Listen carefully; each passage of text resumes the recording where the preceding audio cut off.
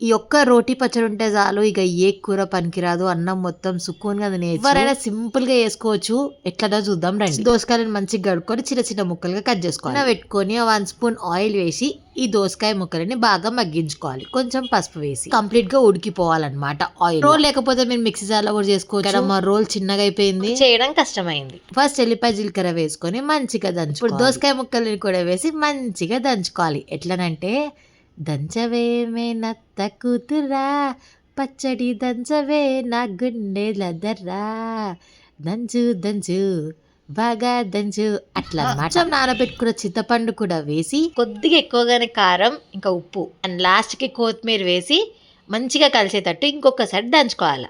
ఇది పోపు వేసుకున్నా బాగుంటుంది, పోపు వేసుకోకున్నా బాగుంటుంది. చూసిరు కదా మా అత్త ఎంత సింపుల్గా చేసిందో. మీరు కూడా ఒకసారి ఖచ్చితంగా ట్రై చేయండి, టేస్ట్ని ఎంజాయ్ చేయండి. నచ్చితే సబ్స్క్రైబ్ చేయడం అస్సలు మర్చిపోద్దు.